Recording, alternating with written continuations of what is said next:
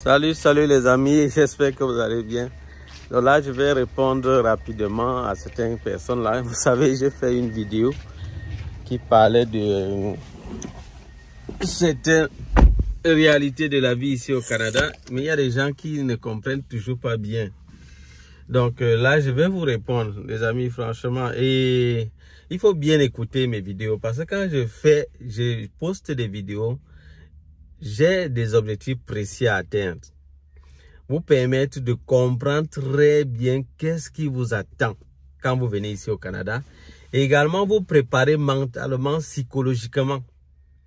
Donc c'est ça. Donc les amis, c'est pas pour vous empêcher de venir. Parce que je vois même d'autres personnes me dire non, c'est pour vous empêcher de venir. Non. Écoutez bien mes conseils. Vous allez vraiment faire la part des choses. Il faut vraiment être assez posé. Ne mettez pas les émotions n'importe comment. Essayez d'être posé pour bien comprendre de quoi on parle. Tout ça, c'est dans votre intérêt, les amis. Donc, c'est dans votre intérêt. Donc, j'ai fait une vidéo, la vidéo sur la réalité de la vie au Canada, où j'ai dit comment les gens ont un salaire élevé ici, mais ils sont toujours fauchés. Les amis, ce que je vous dis, c'est la vérité. Vous voulez qu'on vous mente? Attendez, bon, je vais répondre quand même à certains commentaires des gens. Il y a des gens qui disent ici, mais au Canada, tu peux vivre. En Afrique, le minimum, il n'y a pas. Les amis, franchement, quand vous dites ça, est-ce que c'est vrai? C'est vrai. C'est vrai que ici, tu peux vivre. Mais vraiment, je crois aussi que même en Afrique, tu peux vivre. Parce que quand tu dis qu'en Afrique, le minimum, il n'y a pas. C'est pas vrai. Il ne faut pas qu'on salisse aussi nos pays d'une certaine façon. Comme si vraiment, en Afrique, c'est que vraiment l'enfer, vraiment tout est noir, tout est sombre. Je sais qu'il y a des choses qui ne tiennent pas, qui ne vont pas bien dans nos pays là-bas en Afrique. Mais il y a également des choses qui ne tiennent pas bien dans les pays en Occident ou en Amérique et tout. Il y a des choses qui ne vont pas bien dans tous les pays. Maintenant, dire qu'il n'y a pas le minimum dans nos pays, non, c'est pas vrai. Non, je ne suis pas d'accord avec ça. Je ne suis pas d'accord avec ça. Dit qu'il n'y a pas le minimum pour pouvoir vivre. Je veux vous rappeler que dans nos pays, vraiment, je prends par exemple le cas du Cameroun, les gens ont de quoi manger dans notre pays. Vraiment, voir quelqu'un qui dit qu'il manque de quoi manger, bon, moi, je ne crois pas que ce soit vrai. Les gens ont de quoi manger. Oui, là, c'est vrai. Ce que je dis est vrai. Vraiment, ne venez pas discuter là. Les gens ont de quoi manger. Il y a vraiment les vivres.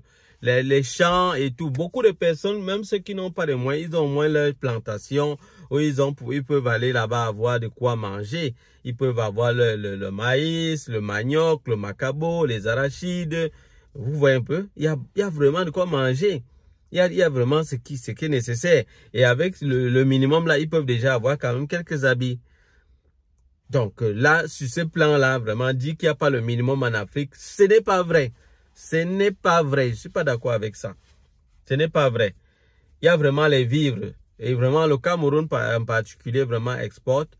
Il y a vraiment beaucoup de choses qu'ils essayent même de fournir de la nourriture dans les pays voisins. Donc, s'il n'y avait pas vraiment de quoi se nourrir, comment se fait-il qu'ils exportent donc ça dans d'autres pays? C'est parce qu'il y en a quand même. Il y en a. Donc, il ne faut pas dire qu'il n'y a pas le minimum dans notre pays. Donc, ce n'est pas vrai. Ici, il y a le minimum également. De notre côté aussi, il y a le minimum. Il y a le minimum. Donc, quand les gens viennent ici, ça doit être peut-être pour des objectifs précis. C'est ce que j'ai toujours dit. C'est pour des objectifs précis. De même que celui qui va en Afrique, qui décide de retourner en Afrique, il faudrait qu'il ait un objectif précis. L'essentiel, ce n'est pas juste de dire que tu rentres. Comme les gens racontent ici, souvent, il y a d'autres personnes qui disent que rentre. J'ai dit à une autre personne là-bas que tu attendras longtemps. Si tu parles de moi en particulier, tu attendras longtemps. Peut-être tu vas même mourir sans me voir rentrer. Donc, tu risques de souffrir pour rien. Donc, ceux qui perdent le temps à dire ça, vous ne comprenez même pas de quoi vous parlez. Mais maintenant, si vous voulez peut-être dire de manière générale à certaines personnes que bon, si c'était tellement difficile de rentrer, dans ce cas-là, il y a des personnes vraiment que c'est approprié pour eux de rentrer. Parce que c'est pour l'essentiel, c'est pas de rentrer, c'est pas un problème de rentrer. Vous ne comprenez rien à tout ce qu'on dit. Et dans tous les cas, je continue parce que là, c'est là la distraction là-bas. Donc, il y a des gens qui disent, on ne peut pas comprendre. Vie salaire en Afrique et on ne peut pas comparer la vie salaire en Afrique et au Canada. Où, oui, 1,5 million, trop élevé au Canada, déjà, si brut ou net, car on vit sur le net au Canada. Fait quoi? 2003. Bon, je comprends pas bien ce qu'il dit. Ah, il dit, ah, ok, il dit que le loyer prend entre 2200 et 2500 $. En plus de la voiture, l'assurance, la nourriture, en gros, montant de 400 ou 500 $. Si seul et plus les enfants, fonds, assurance, plus rien ne reste après, etc. Ok, là c'est Aline qui parle, c'est une femme. Donc vous pouvez comprendre, c'est une femme. Elle a peut-être même des enfants. Elle vit ici au Canada. Donc moi, on peut dire que vraiment, c'est qu'elle a en train d'exprimer là. Elle est juste en train de joindre ce que j'ai dit. Donc Aline, c'est aussi une personne qui vit ici au Canada. Et elle vous dit ce qu'elle a en train de subir à son niveau également. Elle comprend que ce que j'ai dit là est vrai.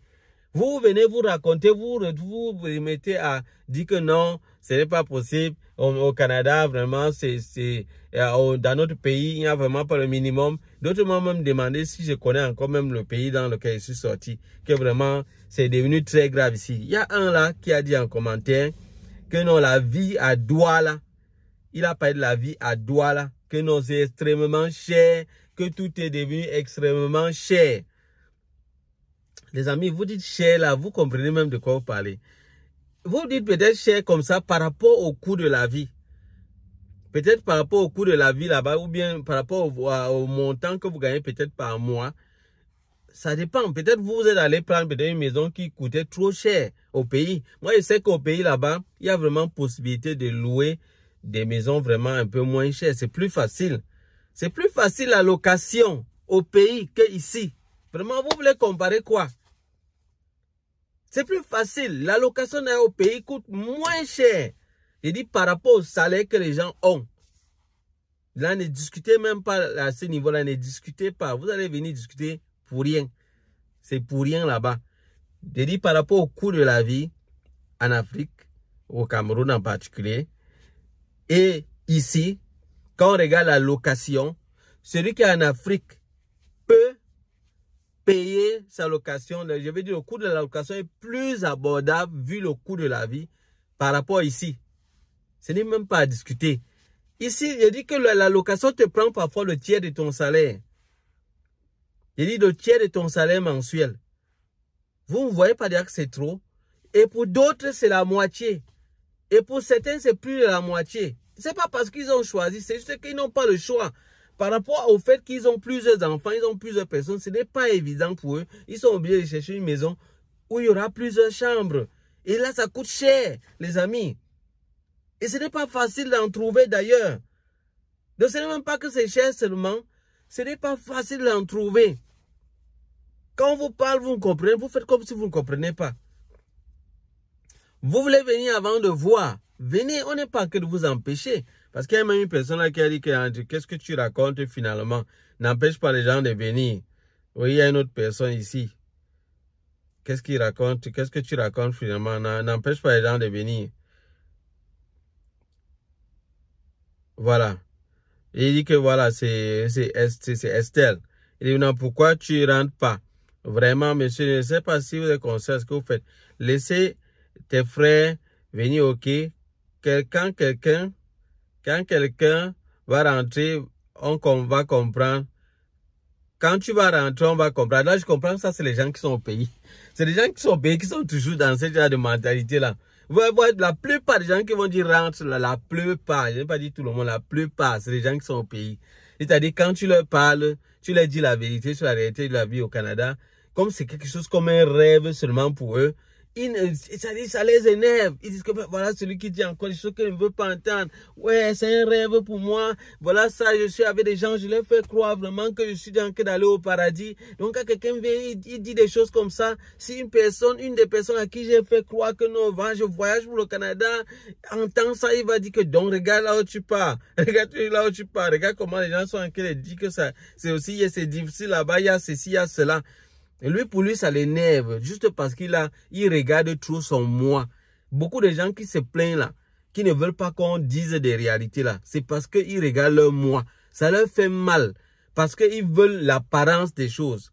Pour eux, quand ils disent aux gens qu'ils partent au Canada, c'est un peu comme dire aux gens qu'ils partent au paradis. C'est un peu comme faire croire aux gens qu'il a réussi.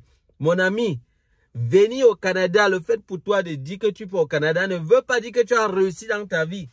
Il dit, mais à aucun niveau. Que tu as réussi ni financièrement, ni matériellement, rien. Ça ne veut rien dire. Si ça t'énerve, tu sautes, tu cannes en l'air, comme les gens disent souvent. Mais c'est quoi?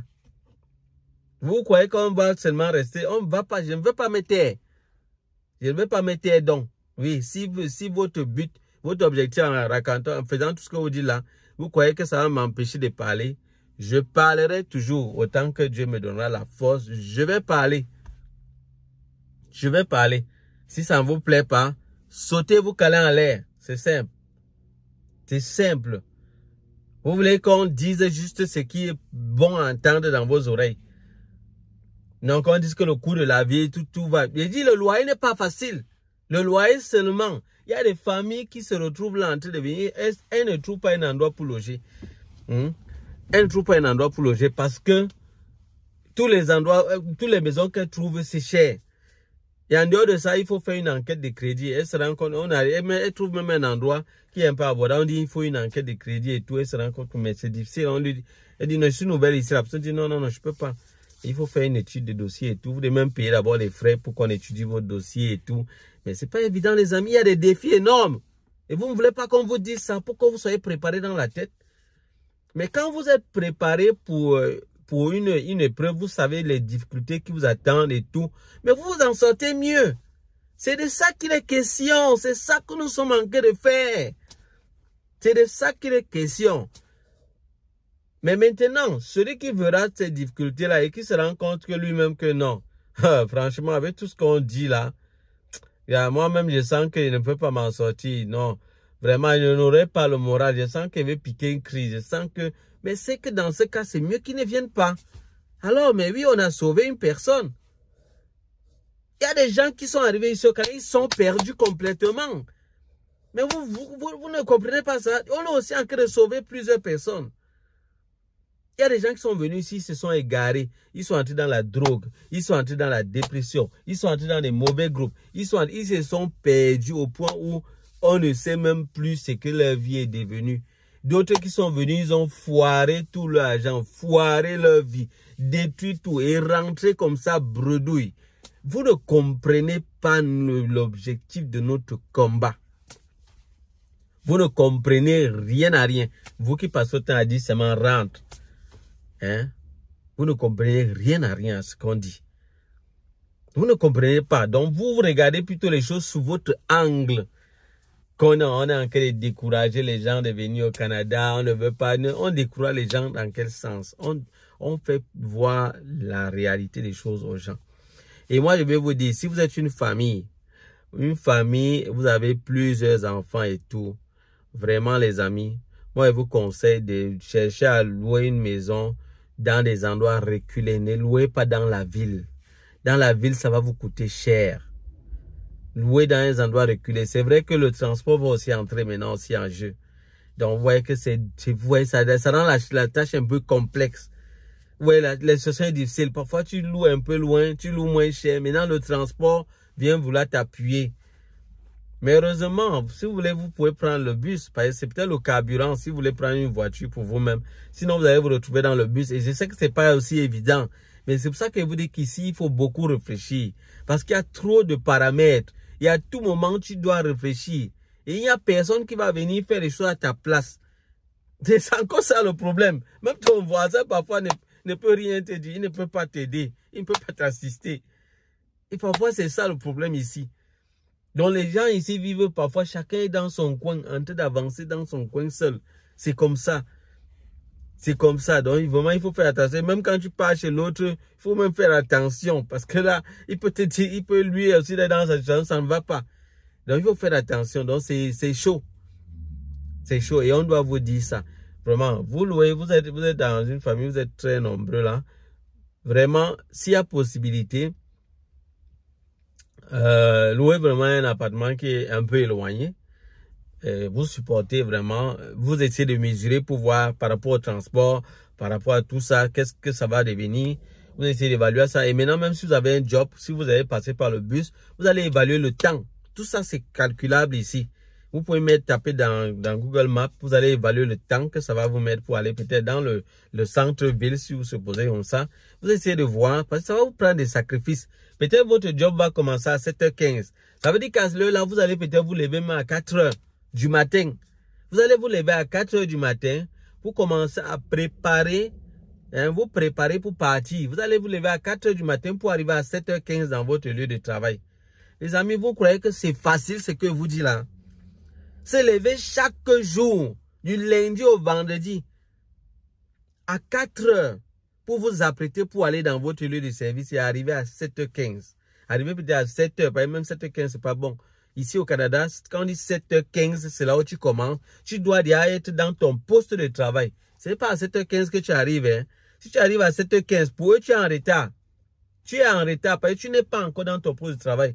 Parce que peut-être tu vas avoir prendre le temps d'abord pour aller enlever d'abord ton manteau et aller t'apprêter, mais t'apprêter correctement, venir. Avant d'être dans ton poste de travail. Non, si que tu arrives dans ton poste de travail peut-être à 7h20, pour eux, tu es en retard de 5 minutes. Et les amis, 5 minutes ici, c'est beaucoup. Hein. Au Canada, ici, quand tu es en retard de 5 minutes, même 2 minutes, c'est trop. Même 1 minute, c'est trop. Pour eux, il n'y a pas de retard, n'existe pas. Les Canadiens, pour ça, ça n'existe pas. Ils vont, si tu viens en retard, ils vont dire, oui, ok, oh non, c'est correct, ça va, ça fait donc ils vont faire comme si vraiment ils ont compris. Ils vont dire, oh non, ça va. La deuxième fois encore, tu viens en retard, ok, bon, oui, ça se comprend là, non, ça peut arriver. Ça peut arriver. La troisième fois, vous êtes en retard, il dit, là, non, là, ça ne tient pas là. Il va commencer à dire, non, ça ne va pas. Non, je crois qu'on va mettre de côté cette personne. C'est fini, hein. Une semaine après, ils vont te dire vraiment, monsieur, c'est bon. Vraiment, non, vous travaillez bien. Vous battez, non, mais vraiment, vous savez, vous êtes un peu souvent en retard. Bon, mais nous ne pouvons pas vous continuer d'être avec vous. Vous allez chercher une autre entreprise. Nous croyons vraiment que ça va aller pour tout. Et c'est fini, hein. Il n'y a pas moyen de tenter de dire que vous allez justifier. Non, les Canadiens n'aiment pas ça. C'est ça quoi qui est ici. Là, quand ils prennent la décision, c'est go.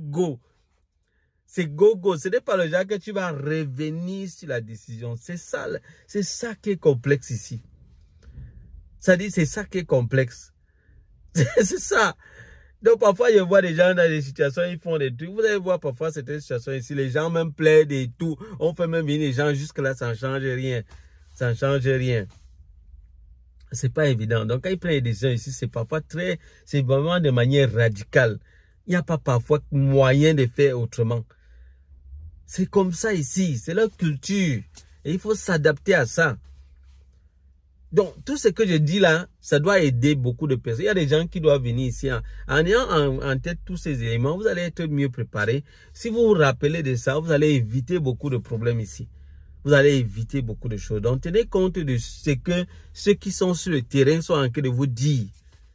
Ne vous laissez pas se m'emballer par le rêve qu'on vous dit, oh, il y a les opportunités ici, et il y a tel job déjà, vous venez, vous ne tenez. Il y a des gens qui vous font... qui vous donne peut-être des opportunités par rapport aux zones où vous pouvez entrer, des opportunités d'offres qui sont lancées à gauche et à droite. C'est pas mauvais. C'est pas mauvais. Mais il faut ajouter à ça les conseils de ceux qui sont sur le terrain et qui sont en train de vous dire voilà des choses qui se vivent ici, voilà les difficultés qu'il y a ici, voilà les pièges qu'il faut éviter, voilà. Mais c'est bien. Un autre élément que je voudrais vous dire, c'est pour ceux qui viennent ici pour faire les études. Les amis, ici au Canada, beaucoup de choses se font en ligne et toutes les informations sont jamais en ligne. Ici, ils mettent tout en ligne et ils se disent que toi, tu dois lire. Tant pis pour toi si tu ne lis pas. Ici, on ne dit pas que j'étais ignorant, je ne savais pas. Ça n'existe pas. Parce que quand tu vas tomber sur le coup de quelque chose, tu vas dire je ne savais pas. On dit il n'y a pas de je ne savais pas ici. Tu dois lire. Est-ce que vous savez que ici, lorsque vous êtes admis dans une université peut-être comme ça, et que vous inscrivez déjà à certains cours que vous allez passer peut-être pendant la session d'été ou d'automne. Vous devez passer certains cours, vous inscrivez déjà à certains cours, peut-être disons 4 cours comme ça que vous allez passer. Vous devez déjà payer ces cours. Hein. Dès que vous inscrivez, vous devez payer. Donc, si peut-être vous étiez en train de réfléchir encore, vous êtes juste inscrit, après ce moment, vous vous rendez compte que, ah non, non, ça ne m'intéresse plus. Il y a un délai où vous pouvez encore venir faire quelque chose.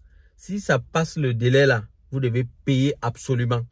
Maintenant, si vous décidez que vous ne voulez pas payer, peut-être vous pouvez plaider, demander un remboursement. Parfois, il peut avoir pitié, mais ça prend du temps et parfois, il peut même refuser ça. Mais dans tous les cas, vous devez payer d'abord. Vous devez payer. Et les gars, ça ne blague pas. Même les résidents permanents se retrouvent en train de dépenser parfois de l'argent dans les études. C'est vrai que c'est moins que ceux qui viennent en tant qu'étudiants. Ceux qui viennent en tant qu'étudiants pour faire les études, sinon vous payez trop. Ils dépensent trop pour la scolarité. C'est vraiment énorme. Moi j'ai vraiment pitié de ceux-là. Vraiment, ils souffrent vraiment beaucoup. Ceux qui viennent ici en tant qu'étudiants, vraiment, j'ai toujours dit, ayez pitié d'eux. Vraiment, ne soyez pas durs envers eux. Même la manière de leur parler. Parlez-leur vraiment avec beaucoup d'amour, de compassion et tout. Parce que ce qu'ils vivent n'est pas facile. Surtout ceux-là qui doivent encore se battre à travailler ici au Canada pour pouvoir payer leur scolarité. Non, les amis, franchement. Non, moi, je dis chapeau à vous, les gars. Chapeau à vous. Vraiment, beaucoup de courage pour vous. Vous là qui vous battez pour vraiment payer votre scolarité. Je sais combien c'est pas évident. C'est pas évident, franchement. Beaucoup de courage à vous. Je sais que vos parents ont fait quelque chose pour vous aider. Et vous vous battez aussi pour les accompagner dans ce sens-là. Beaucoup de courage à vous. Vraiment, beaucoup d'entre eux sont obligés de passer des nuits blanches et même apprendre dans le lieu de service. C'est-à-dire dans leur heure de pause, se battre vraiment à étudier et tout. C'est pas évident. Parce que même les études ici, c'est pas évident. Quand vous fréquentez ici, on vous donne les devoirs à tout moment. C'est pas évident, les amis. Les gens disent que non, l'école ici, c'est facile. Qui vous a dit ça? C'est lui qui vous dit ça vous manque. La seule chose qu'elle peut dire, c'est que quand on vous évalue au moins, ce qu'on vous évalue, c'est ce qu'on vous a appris. Ce n'est pas comme dans nos pays où on veut seulement piéger l'enfant. C'est-à-dire, on fait comme si l'école, c'est devenu un piège. Donc, c'est comme si l'enseignant se mesure avec les élèves. Donc, c'est comme si quand l'élève a même 19 ou 18 sur 20 sur la matière, c'est comme si c'était un défi. Donc, il a l'impression que l'élève le simplifie. Ou bien, on va dire que son devoir est trop facile. Non, non, ils n'ont pas cette mentalité ici. Au moins, à ce niveau-là, c'est bien. Au moins, à ce niveau, c'est bien. Quand on t'évalue, on veut voir si tu as compris, c'est tout. Et on te donne suffisamment de devoirs pour que tu comprennes, tu t'améliores, tu travailles beaucoup. Donc, on bosse dur ici, à l'école.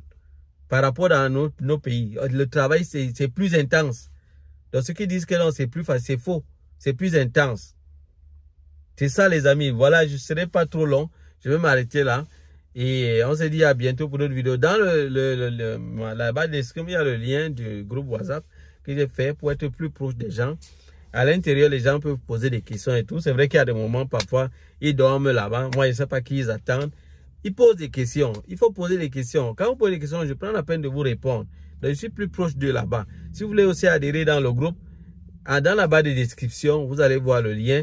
Mais pour adhérer, vous devez mettre en commentaire « On est ensemble », suivi des 2 premiers et des 2 derniers chiffres de votre numéro de téléphone avec lequel vous allez nous joindre pour adhérer.